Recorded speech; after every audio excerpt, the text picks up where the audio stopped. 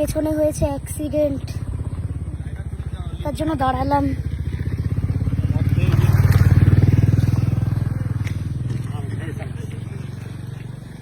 মদ খেয়ে গাড়ি চালাচ্ছে।